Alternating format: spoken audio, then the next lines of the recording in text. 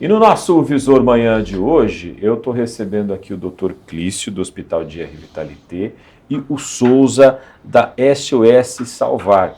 A gente vai falar, entre outras coisas aqui, né, dessa situação que a gente vem enfrentando aqui na nossa região, que é a situação das viroses, né, e dos serviços aí que a gente encontra, inclusive, lá no Hospital de Vitalité, para a gente atender, né, as pessoas que estão precisando de atendimentos especializados em saúde nesse momento aqui de temporada de verão.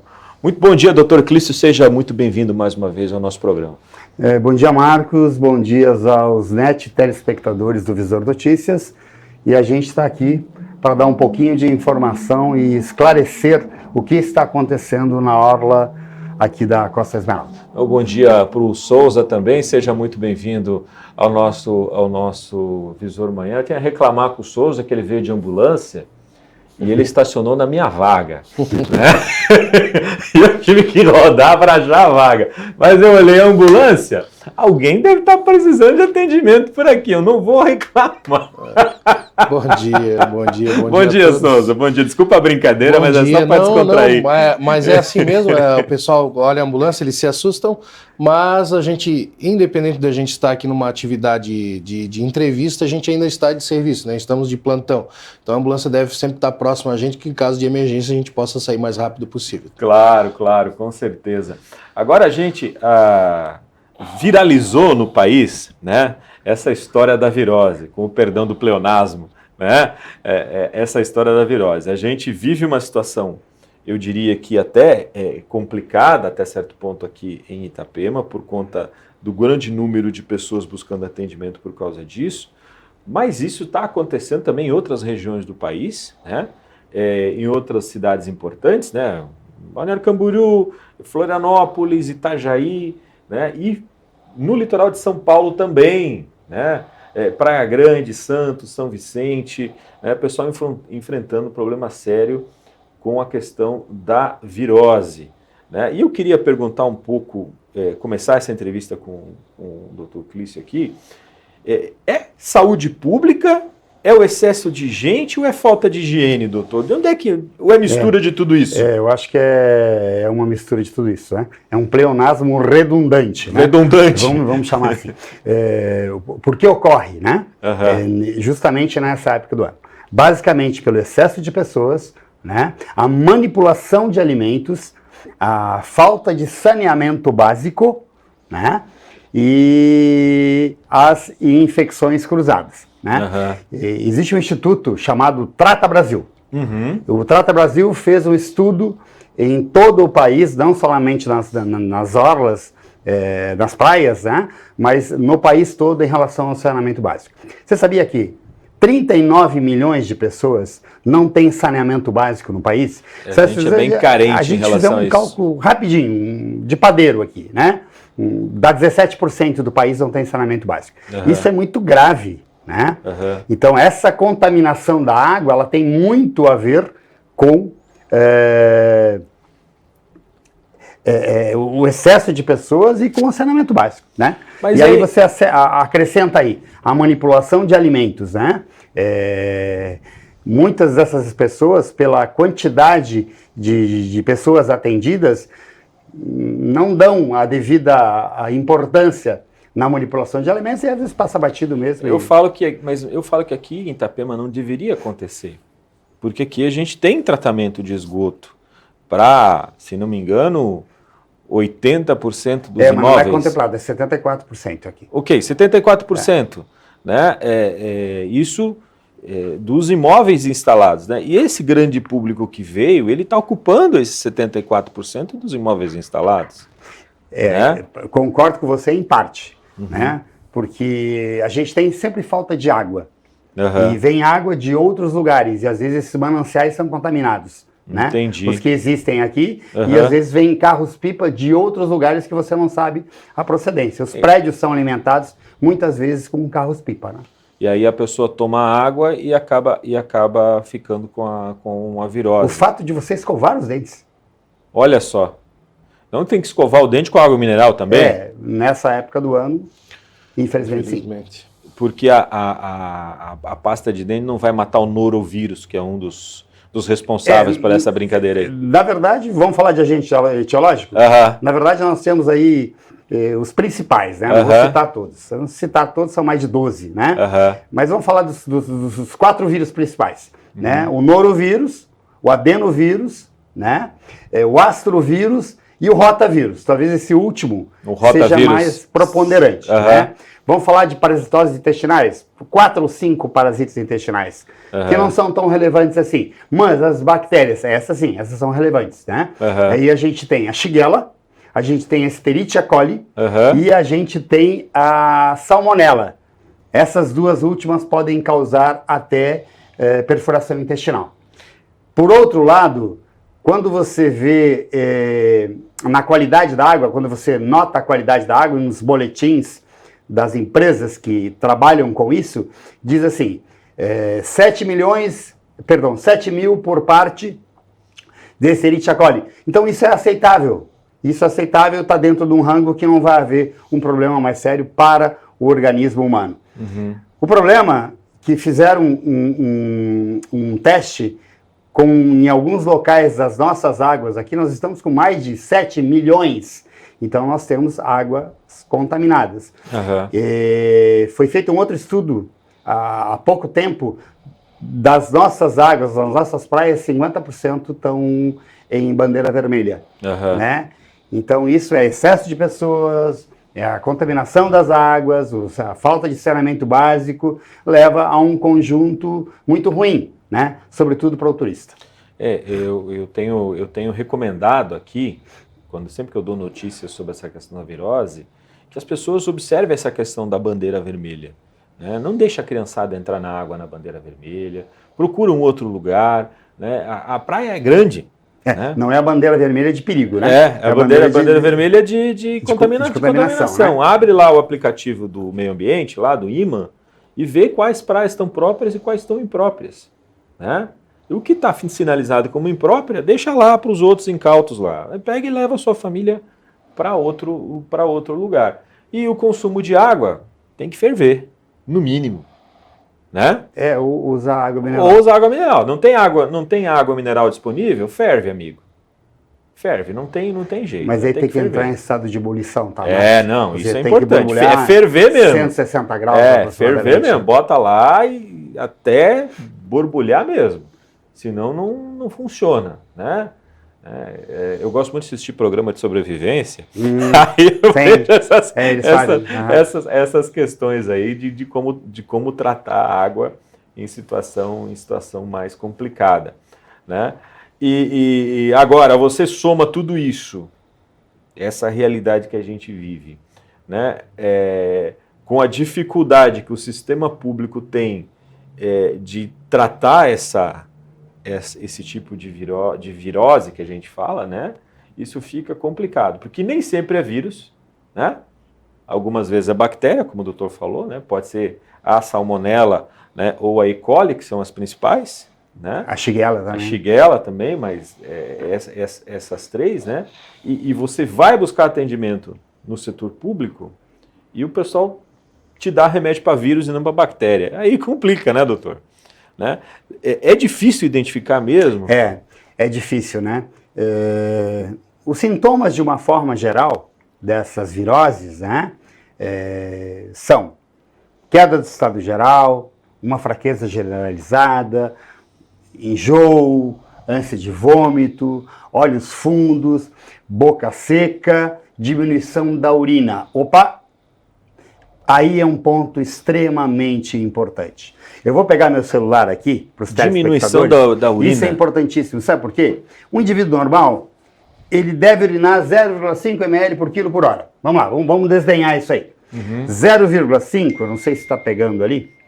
Vamos colocar 70 quilos, um indivíduo com 70 quilos, vezes 24 horas, que são 24 horas do dia, esse indivíduo, ele deveria urinar 840 ml dia, vezes 3, em torno de 2,5, né? Litros? Litros, ele deve ingerir Ele deve urinar 840 e ingerir 2,5. O cálculo é esse, 0,5 ml por quilo por hora. Né? E eu fiz um cálculo rápido aqui. Um indivíduo de 70 quilos deve ingerir em torno de 2,5, né?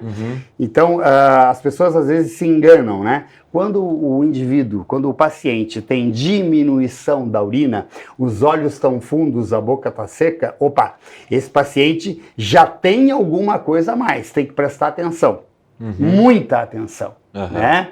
O paciente que você faz medicação endovenosa, né? Ou tratou ele via oral, ele voltou, né? Pensando em vírus, né?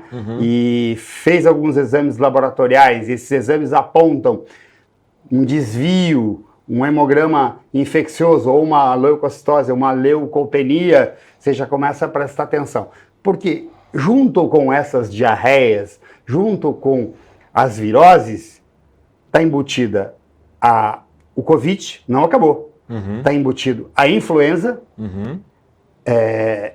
está embutido as infecções virais de uma forma geral, que podem ser associadas à respiratória ou não, dengue, que também não acabou, adenite mesentérica e apendicite aguda. Eu vou te contar 2 casos aqui bem rápidos. Um paciente veio do Mato Grosso, veio de lá com dengue, estava tratando, deu uma pequena melhorada, cerca de 10 dias, e veio para Itapema. Em Itapema, ele pegou uma virose. Então, ele já estava depletado, já estava desidratado em função da dengue. Chegou aqui, pegou uma virose, depletou mais ainda, né? Esse paciente acabou evoluindo para um acidente vascular cerebral isquêmico. Então, assim, é muito sério. A gente tem controles fisiológicos do nosso organismo que a gente chama de bombas de sódio e potássio. O cérebro, ele é nutrido especialmente de um íon chamado sódio. Então tem que ficar com um olho no gato e outro no peixe. Vou te contar um outro caso de uma criança de eu acho que 8 ou 10 anos de idade. Diarreia, enjoo, vômito, mal-estar geral, queda do estado geral e febre.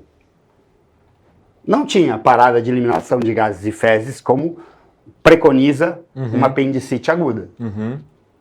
Era uma apendicite aguda. Mas era apendicite. E era apendicite. Então assim, não dá para colocar todo mundo no mesmo pacote e achar que todo mundo é igual. Por isso a importância do olho clínico, mas em contrapartida, você ter o screening laboratorial e o screening de imagem para te auxiliar no diagnóstico. Hoje não se faz mais medicina somente com estetoscópio. Né? A inspeção, a palpação, a percussão, né? a ausculta pulmonar ou abdominal, enfim, tudo isso faz parte do exame físico. Ok, mas junto com o exame físico, a gente tem que correr por fora com exames laboratoriais, exames de imagem, para que a gente não coloque todos os pacientes da mesma forma. Ah, é uma virose, então copia e cola. Toma isso, toma isso. Não, não é assim que funciona. Porque, assim, a gente tem que individualizar o atendimento. E para isso existe a classificação de riscos. As pessoas estão voltando para casa com recomendação de hidratação e repouso. Mas muitas vezes a hidratação oral, ela não é suficiente, né? E isso a gente fala por experiência, né? A hidratação endovenosa, às vezes você faz a hidratação endovenosa, ela é naquele momento importante, o paciente não volta mais. Se ele voltou, é porque tem alguma coisa a mais que você tem que investigar. Entendi. Faz uma medicação ali para parar o vômito, parar a diarreia. Se o cara voltar... Sintomáticos. Tem que aí ver já não coisa. É só isso, aí ele já tem outras coisas, do tipo distúrbio hidroeletrolítico, que foi o que aconteceu com esse senhor que acabou se acometendo de dengue lá em Mato Grosso e veio aqui, pegou uma virose e depletou. Então, desidratou. E né? Acabou fazendo, por baixo fluxo, um acidente vascular cerebral isquêmico. E aí teve uma situação muito mais grave. Ele foi para a terapia intensiva, graças a Deus tinha vaga, a gente conseguiu a tempo, né? Hidratamos bem, damos os primeiros, o primeiro atendimento, que talvez seja o mais importante, nas primeiras 3 horas, que é o stroke, né? Que é o evento, e aí transferimos para a unidade de terapia intensiva. Para quem não quer pegar, mas quer ir para a praia, o caminho é só olhar essa questão da praia própria ou imprópria, né, e cuidar da própria higiene, ou não tem jeito? Pergunta difícil, hein? Pergunta difícil de te responder, né? Para quem não quer pegar. Olha, é o nosso caso, por exemplo, estou aqui trabalhando, eu não fui à praia esse ano ainda por medo de pegar. Ok, tu está minimizando o problema, né? Então, eu acho que você vai ter menos riscos de pegar, mas isso não significa que você não vai pegar. Em determinado momento, você vai entrar em contato com alguém que está com viroses com virose, perdão, e vai acabar te passando. Isso porque é inerente. Vai passar pelo ar. Uma família, né, da família contaminado pode passar para os demais. Mas o mais importante é isso, né? A questão da manipulação dos alimentos, né? A questão da água. Isso é importantíssimo, né? Cuidar a questão do saneamento básico, como você mesmo falou, né? Lavar as mãos, usar hipoclorito de sódio para as verduras, legumes, tudo isso é extremamente importante para evitar. Se vai pegar ou não, a gente não sabe. Porque se é vírus, né? É vírus. Detalhezinhos de casa, né? Alguns cuidados básicos de casa. A toalha de rosto que a gente usa. Se tem alguém contaminado, se utilizar aquela mesma toalha de rosto, já você vai contaminar. Lavar as suas louças, né? Com água quente, fervendo, e limpá-las, que daí você vai diminuir o contágio dentro da sua casa, né? Alguns detalhezinhos, né? Só o detergente que a gente usa não vai resolver. É bom ferver depois de lavado, né? E jogar aquela aguinha. O detergente, na verdade, ele é um sabão, né? Um saponáceo, né? Então ele vai tirar a gordura, mas sem água quente, como o Davi Souza falou, a gente não tem essa certeza que o que está contaminado vai ser descontaminado. E o tratamento, doutor? O tratamento. Terminou esses dias numa rede de supermercado bem grande aqui de Itapema, o estoque de isotônico. Você chegava no supermercado, não tinha papel higiênico e isotônico. Eu fiquei... Uma situação estranha. Eu fiquei sabendo. É mito ou é verdade que ajuda? Então, vamos lá. O que é um isotônico? Né? Ele tem propriedades hidroeletrolíticas, porém, aonde você encontra os isotônicos?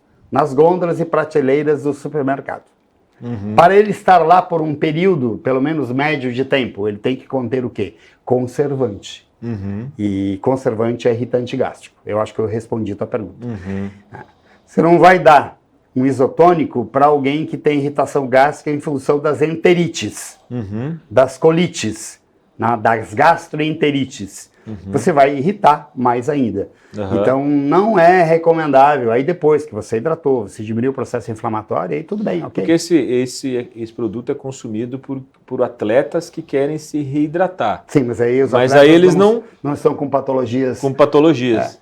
Naquele presente momento, né? Então ele não resolve. O ideal é o quê? Uma água de coco serve? Ou só água? A água de coco, ela é muito boa. Porém, nas primeiras 48 horas, para quem tem diarreia, vamos deixar isso bem claro, né? Para quem tem diarreia, ela não é indicada nas primeiras 48 horas até no máximo 72 horas. Mas por quê? Porque ela contém muita fibra, ela aumenta o dumping. Ela aumenta o dumping, e consequentemente você aumenta a diarreia, né? Porém, ela diminui o processo inflamatório intestinal, porque ela contém laurina, que é um potente anti-inflamatório intestinal. Então a gente procura dar água, né? Que não seja com gás, obviamente. Depois das 48, 72 horas, você pode entrar com água de coco. Nem um suco de caixinha, porque pelo mesmo fato dos isotônicos, né?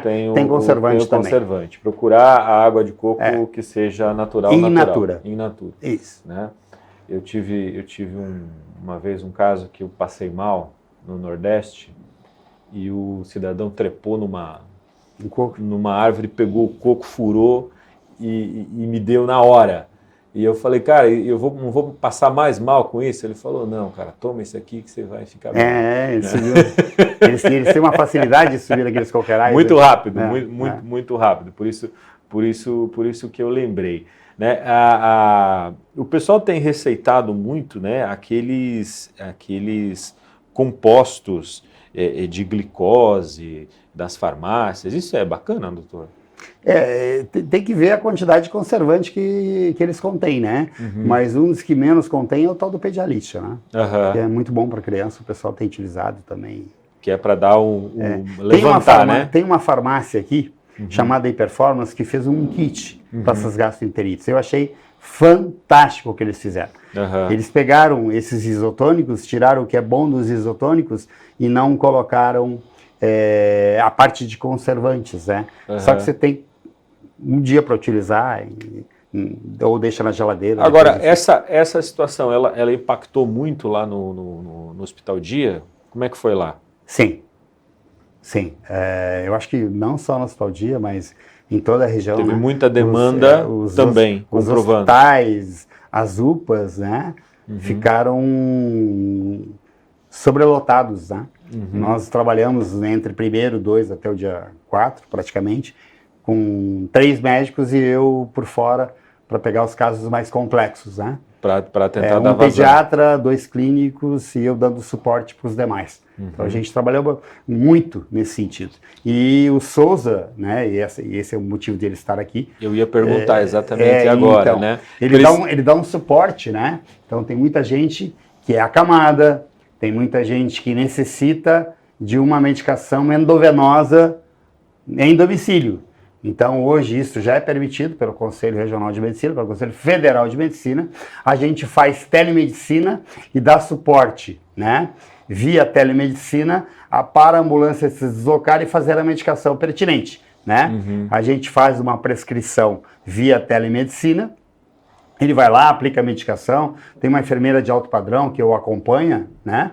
E a gente tem conseguido em alguns pacientes que a gente já tratava, né, a domicílio, que a ambulância se desloque nesses momentos, né?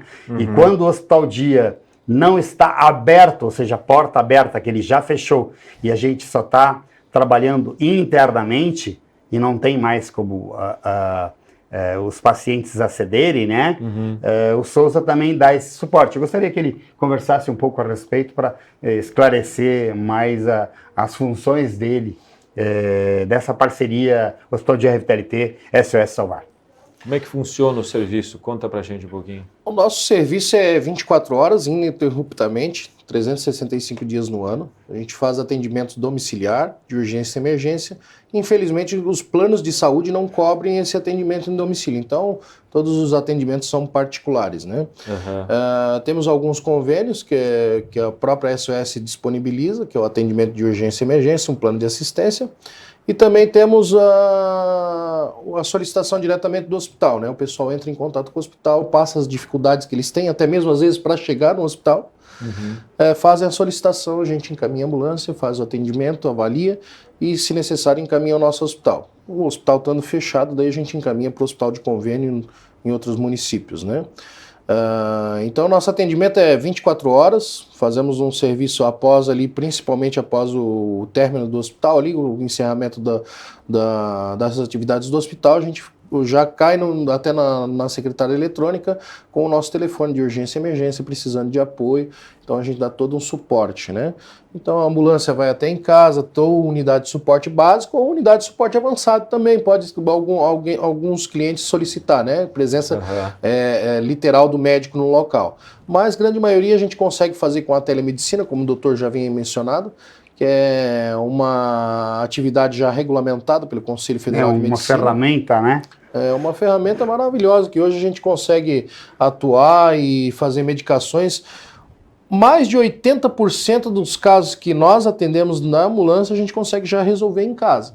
Uma pequena quantidade a gente tem que encaminhar, porque, como o doutor falou, não adianta só aquela avaliação física, né, a anamnese física, precisa, infelizmente, de tecnologia, exames laboratoriais, para realmente dar um tratamento de qualidade. Hein? Agora, eu imagino que esse serviço, ele passa a ser muito mais importante aqui na nossa região, né, eu quero que vocês me corrijam se eu estou errado, quando a gente tem dificuldades de mobilidade urbana, né?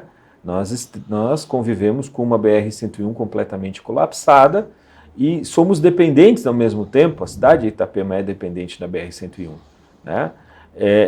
E aí uma pessoa está doente lá no sertão ou lá na ilhota e precisa deslocar para o médico de forma urgente. Só vai conseguir de ambulância. Concordo em número, gênero e grau. E aconteceu em 2 situações onde os pacientes não conseguiram chegar até a gente, o Souza foi até lá, a gente fez a telemedicina, medicou, ficou com o paciente durante toda a medicação, obviamente, né? E a gente fez uma avaliação posterior, liberando, dando alta para o paciente, tudo via online, né? Agora, tem um esquema de plantão que o doutor estava me falando, que funciona assim, o Hospital Dia, ele encerra o atendimento dele e a equipe fica de plantão na ambulância. Isso. Como é que funciona? Vamos deixar claro isso para que os telespectadores entendam, né? Nós somos o Hospital Dia, então com o Hospital Dia a gente funciona até uma parte da noite, nós não podemos ficar 24 horas, porque a nossa classificação perante aos Conselhos Federal de Medicina, Enfermagem, enfim, nos permite trabalhar até meia-noite. Mas quem entra até as 21 horas, normalmente sai à meia-noite, porque a gente continua trabalhando internamente. Então entrou até as 21, a gente trabalha internamente para dar o desfecho, né? E o paciente sai em torno de 11h30, meia-noite, etc. e tal.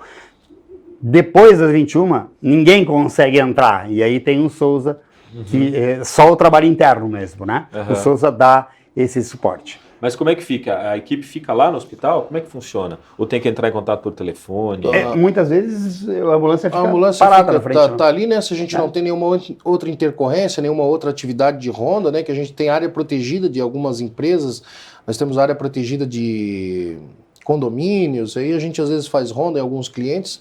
A ambulância não estando ali pode entrar em contato via telefone. Tem o nosso telefone de área protegida na porta da clínica ali. Então eles entram em contato, a ambulância vai até o local, se for no hospital ou até sua residência. Eu acho muito importante divulgar, né? Porque às vezes a pessoa bateu no serviço público, está com dificuldade, né? E diz, eu preciso resolver, né? Não me importa quanto custe, tenho que resolver, né?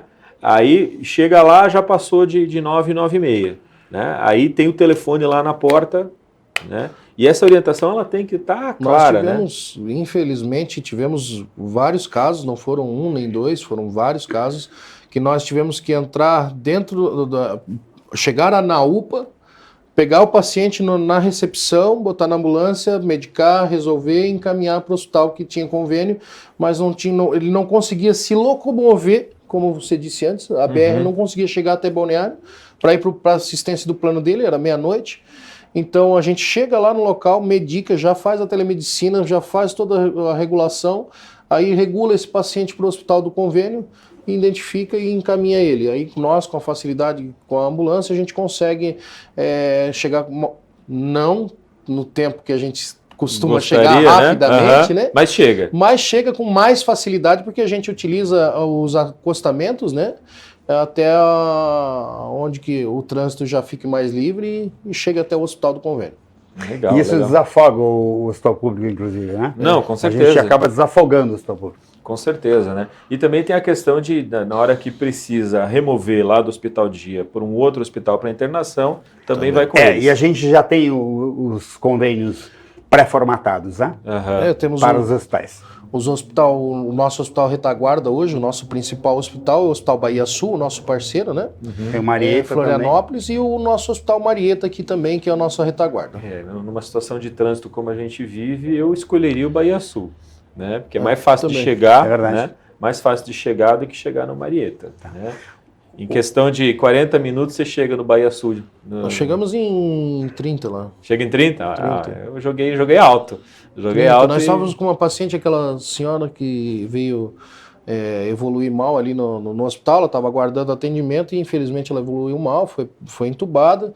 Tivemos que fazer, o Dr. Clício fez ação muito rápida, ajudando essa moça, garantida a via aérea dela, né? para que pudesse ter um respaldo e identificar o que estava acontecendo. No fim foi feita até uma tomografia dentro do nosso hospital ali e identificou-se aí que uma suspeita até de meningite. Ela estava com uma mastoidite, né? É mastoidite. E acabou... Então a gente foi muito rápido, a ação do doutor foi muito rápida. Rebaixamento de nível de consciência, né? Já foi entrado em contato com a retaguarda Bahia Sul, encaminhado, nossa UTI móvel da SOS já fez o transporte com o nosso médico, nosso enfermeiro, encaminhamos rapidamente, foi 30 minutos, que foi muito rápido, porque precisa de agilidade, né, para conseguir dar entre ela entrar na recepção e sair do hospital, não foram mais de 2 horas. Não, muito rápido. Gente, eu queria agradecer mais uma vez a presença de vocês aqui. Eu acho que é sempre importante a gente levar esse tipo de informação para as pessoas saberem. Se, por exemplo, você que está me assistindo, está visitando aqui a região, precisa de atendimento médico, né? Já está sabendo aqui, por meio dessa entrevista, como é que faz para fazer o atendimento. Precisou de um serviço de urgência? Tem um telefone do SOS Salvar que pode dar? Podemos deixar o nosso telefone de contato de urgência e emergência, é 24 horas. Mensagens de WhatsApp são respondidas rapidamente. Se não responder rapidamente, pode ligar que de imediato é atendido o telefone. O nosso telefone de emergência é 47 99641 0129. Esse telefone é 24 horas. 9641-0129. 9641-0129. Anota aí direitinho. Se você precisar de ambulância, 24 horas disponível para você, tá bom? Obrigado mais uma vez, gente, por terem vindo, né? Acredito que a gente ajudou a esclarecer muita coisa, né? E fica aqui o convite para vocês voltarem mais vezes aqui no nosso programa. Obrigado. Obrigado, Marcos. Obrigado aos telespectadores do Visor Notícias. Eu só queria dar uma última dica. O que difere um paciente que pode tomar via oral para essas viroses e um paciente que tem que tomar remédio na veia? Uma palavrinha. Empachamento. O que é empachamento? Aquele indivíduo que tem literalmente uma queda do estado geral. É isso. Aquele que está bem mal mesmo tem que tomar medicamento intravenoso. O resto pode se hidratar que vai resolver. É isso aí. Então tá bom. Obrigado, doutor, mais uma vez. A gente segue com o nosso Visor Notícias, né? Vamos para o intervalo agora e a gente volta rapidinho.